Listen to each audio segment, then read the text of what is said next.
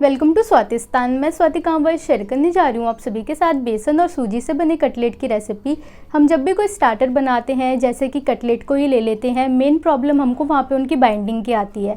पर बेसन और सूजी दोनों ऐसी चीज़ें हैं कि आपको इनके अलावा कोई तीसरी चीज़ डालने की ज़रूरत ही नहीं पड़ेगी। यहाँ पे इनकी बाइंडिंग आराम से होगी और आप अपने अकॉर्डिंग यहाँ पे कोई भी वेजिटेबल डाल सकते हैं।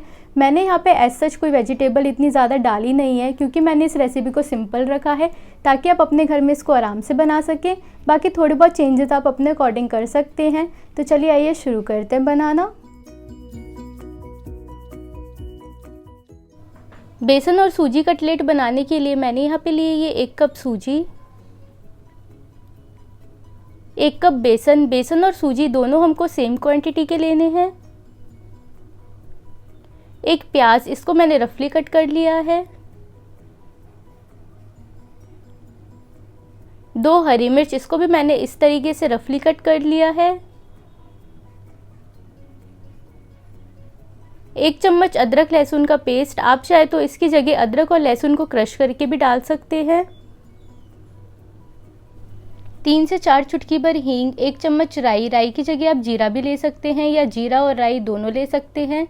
1 चम्मच धनिया पाउडर, 3/4 चम्मच लाल मिर्च पाउडर, आधा चम्मच हल्दी पाउडर, आधा चम्मच भुना हुआ जीरा पाउडर, 1/4 चम्मच काली मिर्च पाउडर, आधा चम्मच चाट मसाला, आधा चम्मच गरम मसाला। नमक आप टेस्ट के अकॉर्डिंग डालें। अब सबसे पहले आपको ये बेसन, सूजी और थोड़ा सा नमक डाल के इनको अच्छी तरीके से मिक्स करना है। ये देखिए, बिल्कुल इसी तरीके से। आपको यहाँ पे ध्यान रखना है कि इसमें गांठें नहीं रहनी चाहिए और फिर थोड़ा थोड़ा करके आप पानी डालें इसमें और इसको लगातार मिक्स करते रहिए। अब आपको इसको अच्छी तरीके से मिक्स करने के बाद इस पॉइंट में इसको 5 से 10 मिनट के लिए ऐसे ही छोड़ देना है, क्योंकि ये रखकर गाढ़ा होगा। अब 5 से 10 मिनट रखने के बाद आप देख सकते हैं कि ये गाढ़ा हो चुका है।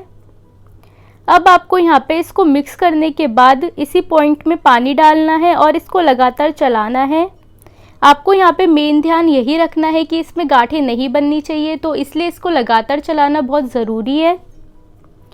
मैंने यहाँ पे टोटल 1 गिलास पानी डाला है इस तरीके से बैचेस में। तो आपको इसकी कंसिस्टेंसी ऐसी रखनी है, बहुत ज़्यादा पतली भी नहीं और गाढ़ी भी नहीं।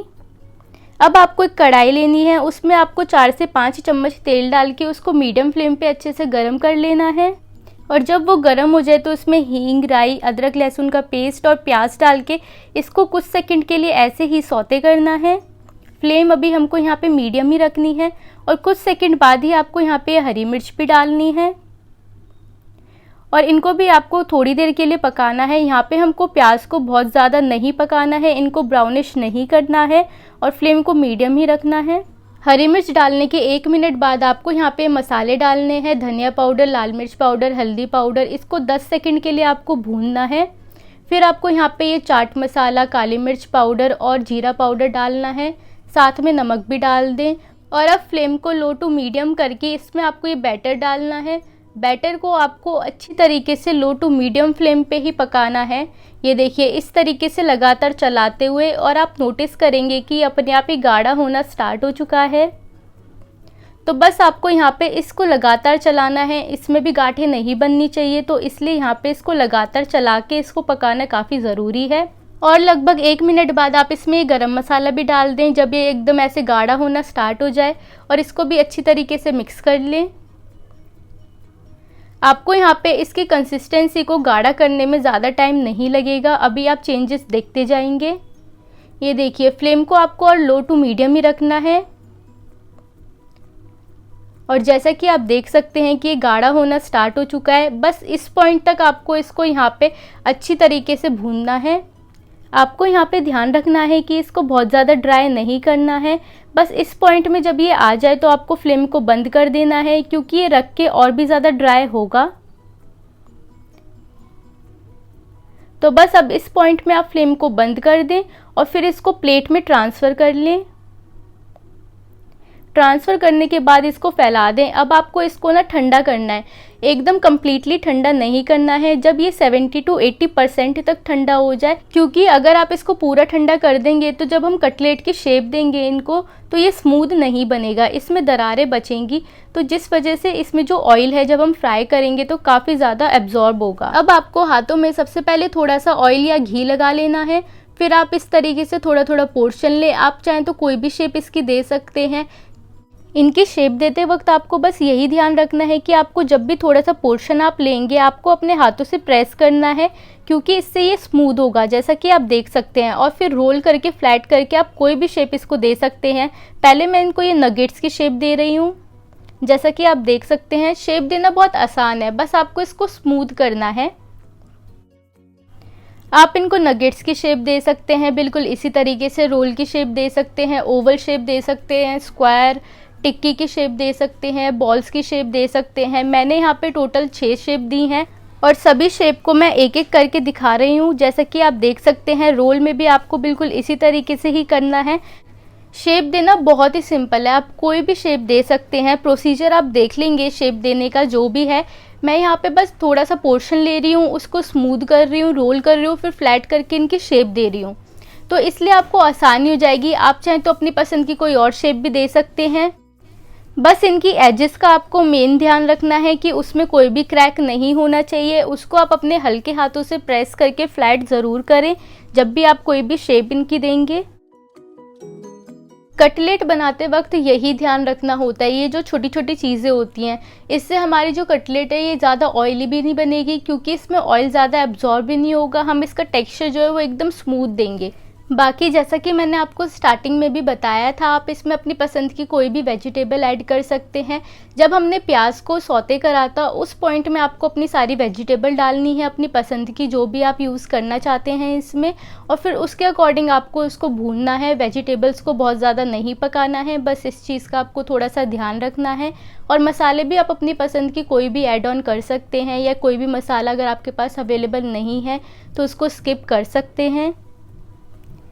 बाकी जो सूजी और बेसन का रेशियो है उसका आपको ध्यान रखना है। मैंने यहाँ पे दोनों ही इक्वल क्वांटिटी के लिए हैं, और जैसा कि आप देख सकते हैं कि 1 कप सूजी और 1 कप बेसन को मिला के ही इसमें अच्छी खासी क्वांटिटी के कटलेट बनकर तैयार हुए हैं।